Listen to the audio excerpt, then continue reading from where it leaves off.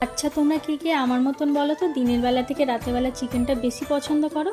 আসলে আমি জানো তো দিনের বেলা চিকেন রান্না করলে তেমন একটা খেতে পারি না, জানি না কেন একদম ভালো লাগে না। আর এই গরমে তো একদমই খেতে পারি না।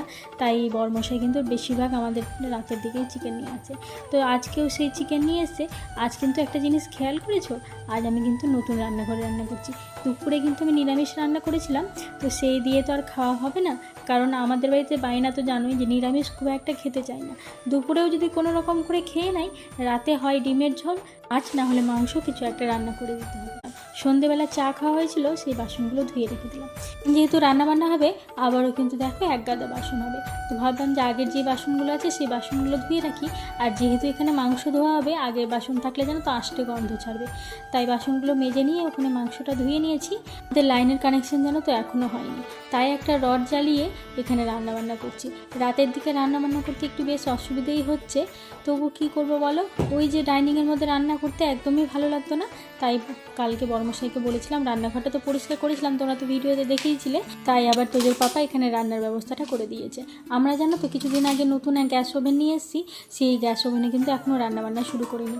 ভেবেছি যেদিন পুজো দেবো সেদিন গ্যাস ওভেনটা সেট করবো একবারে। কে আমার গরমে নাজেহাল অবস্থা দেখে তোজোর পাপা একটুখানি পেঁয়াজ কেটে দিল আর মশলাটা করে দিল।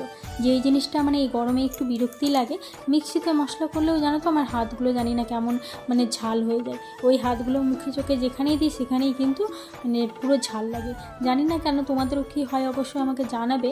মানে মিক্সিতে মশলার বাটিটা ধরা হয় মনে, তাই জন্য নাকি তো পুরো হাত আমার ঝাল হয়ে যায়।